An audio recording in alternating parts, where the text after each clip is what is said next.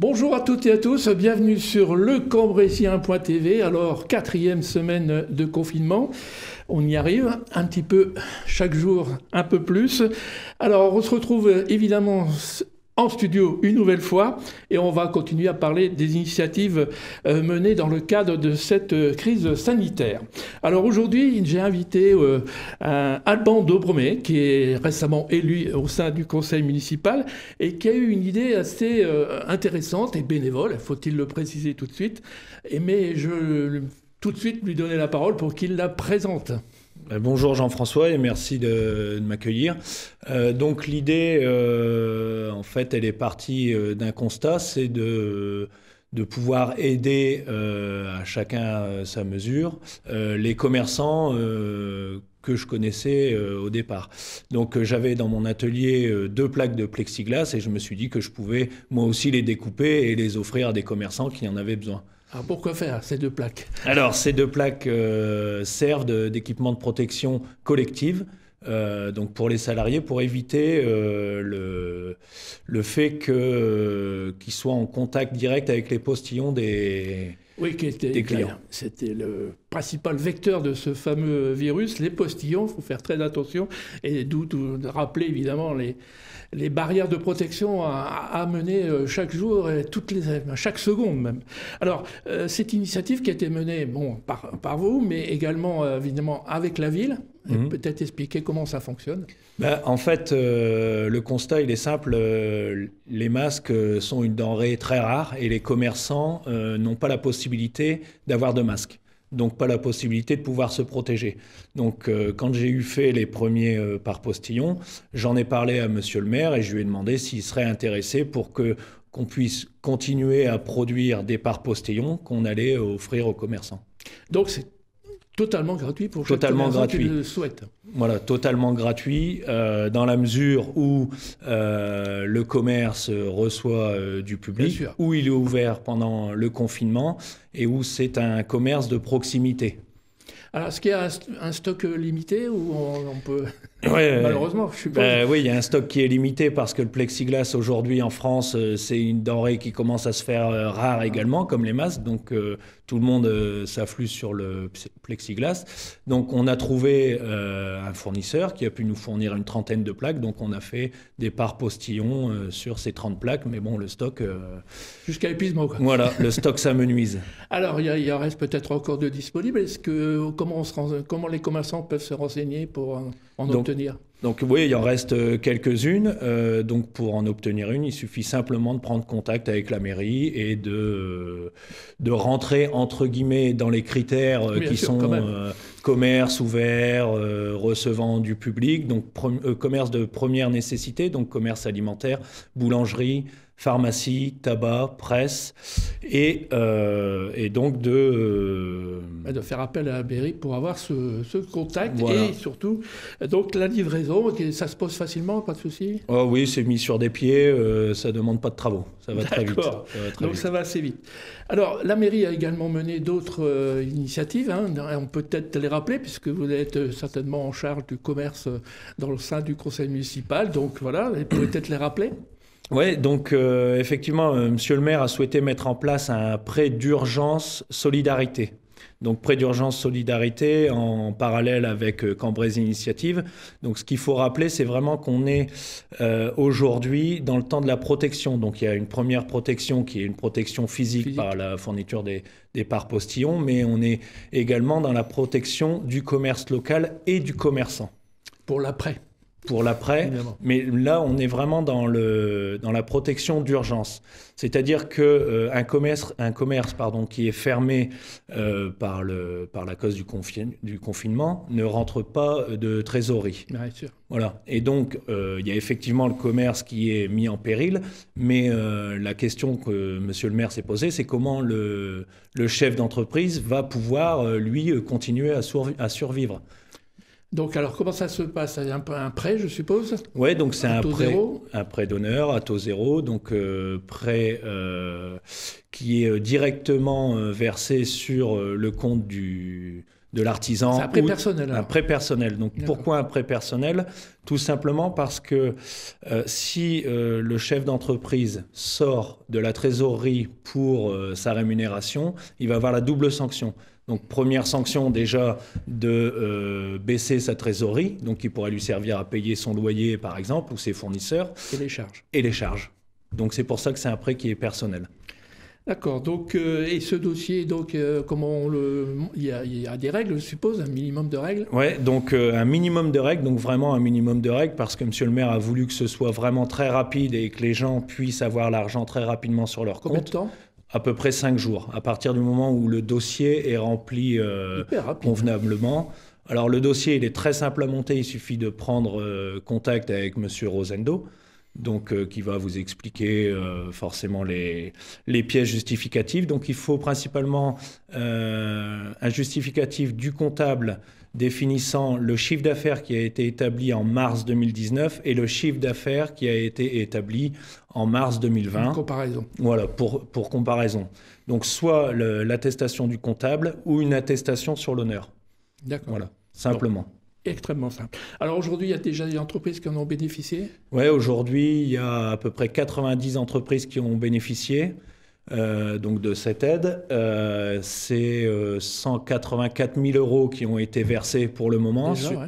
Et le plafond, c'est combien? La mairie a mis combien aujourd'hui? 200 000 aujourd'hui. Il reste plus, il reste encore un peu de possibilités. Et ça fait, si j'ai bien calculé très vite, 2 200 € en moyenne en moyenne, ouais, c'est par ça, entrepreneur. c'est ça. Alors également le commerce local, évidemment, vous allez l'aider, je suppose. Oui, pour l'après, bien sûr. Oui, forcément pour l'après. Donc, comme on l'a dit tout à l'heure, on est vraiment dans un temps de protection d'urgence et le moment de la relance du commerce, ça ne se fera que demain ou après-demain. Le problème ici, c'est qu'on n'a aucune idée sur la date du déconfinement.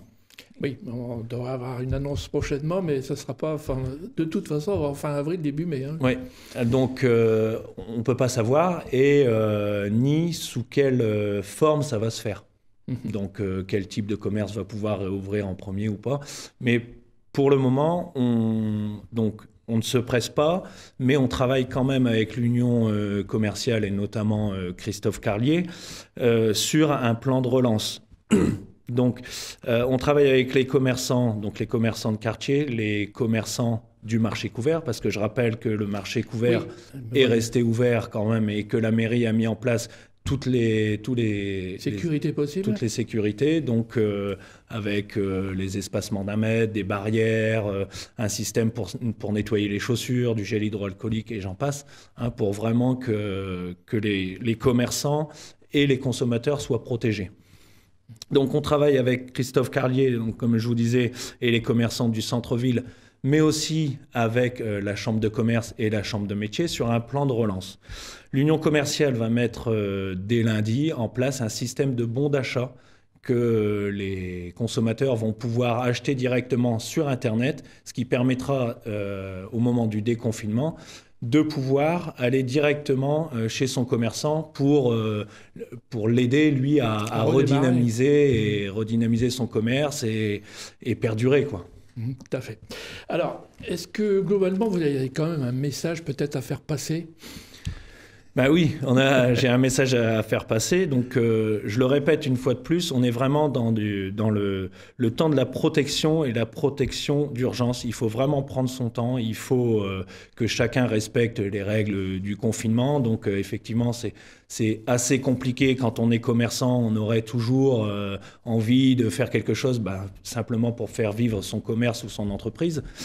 Moi, j'invite vraiment toutes les personnes qui ont la bonne volonté ou des idées à se manifester pour que, en fait, l'élan de solidarité qu'on peut voir aujourd'hui pour le personnel soignant ou pour les pompiers ou pour les gens qui ramassent les poubelles, pour toutes les personnes qui travaillent pendant le confinement, que cet élan de solidarité se transforme en un élan de solidarité pour les commerçants, parce qu'il faut rappeler quand même que c'est eux qui font vivre notre territoire, et c'est grâce à eux qu'on a une attractivité cambrésienne, donc qui est quand même assez forte par rapport à d'autres villes. Alors Alban, évidemment, vous avez fait la remarque sur certaines initiatives, mais également des entreprises de Cambrai ont mené des initiatives.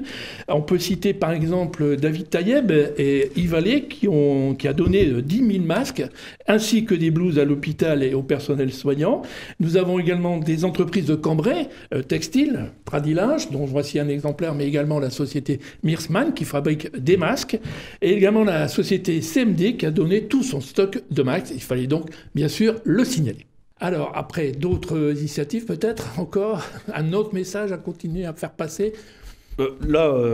J'ai pas forcément d'autres messages. Je pense que le message, il est, comme vous venez de le dire, c'est le maintien justement du confinement, de voir comment on va pouvoir déconfiner par la suite. Et ce qu'on peut voir, c'est l'élan de solidarité, comme ces gens qui font Tradilinge, qui fabriquent des masques, d'autres qui offrent des masques. Mais ce qu'on voit au niveau de la ville, c'est qu'il y a énormément de petites actions qui sont menées et on n'en entend pas forcément parler, des gens qui vont porter des courses, voilà, il y a même des gens qui prêtent leurs chiens pour avoir un petit peu de compagnie pour les personnes âgées. Il y a énormément de choses qui sont en train de se faire et ça prouve bien qu'on est solidaire à Cambrai.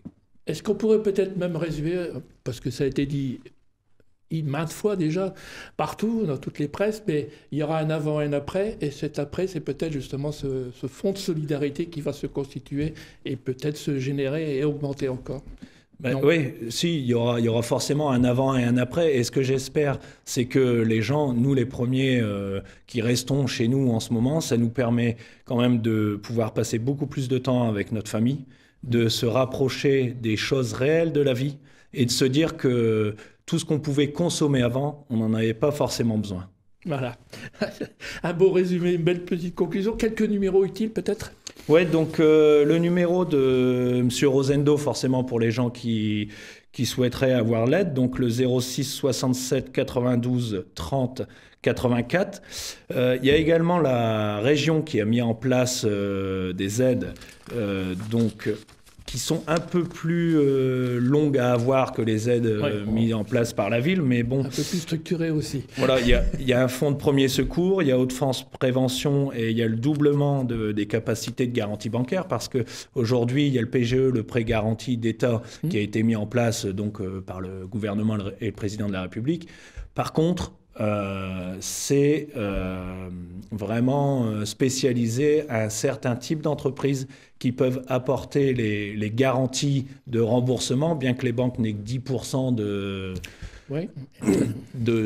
pertes, quand bien même potentiel, quand bien même le chef d'entreprise rembourserait pas la structure. Donc c'est ce que la région a mis en place. Donc il y a un numéro qui est spécifique pour ça, qui est donc le numéro Hauts-de-France Covid-19, c'est le 03 74 27 00 27. Et un deuxième numéro, donc, qui est la plateforme Covid, là où des opérateurs vont pouvoir vous répondre, peu importe le problème que vous avez, que ce soit un problème de chômage partiel, si vous n'avez pas encore touché le chômage partiel, parce pour les gens qui ont des salariés, il y a quand même eu... beaucoup de demandes de chômage partiel et les services de l'État ont été forcément engorgés. Saturé, hein. Voilà, saturés. Donc aujourd'hui, ce qui se passe, c'est que les virements du chômage partiel n'ont toujours pas été effectués. Donc les chefs d'entreprise et les commerçants artisans ont avancé, mais la question qui se pose, c'est combien de temps ils vont continuer à pouvoir avancer. Donc le numéro, c'est le 03 59 75 01 00. Eh bien voilà, je crois qu'on a fait le tour de la situation au niveau commerce local, notamment l'initiative de la ville, qu'il fallait évidemment bien expliquer. Et je pense qu'on ne peut que souhaiter en tout cas à tous les commerçants, toutes les petites entreprises, TPE et voire les PME d'ailleurs, à la reprise, d'avoir un bon redémarrage. Et grâce à cet élan de solidarité que vous solliciter auprès des Cambrésiennes et des Cambrésiens, tout cela pourra évidemment être effectif à cette reprise. Merci Alban, Anno, peut-être? Oui, je voulais juste dire qu'il y a des systèmes qui sont mis en place pour aider les commerçants et les artisans. Par contre, l'essentiel du travail qui devra être fait, ce sera par les commerçants et les artisans.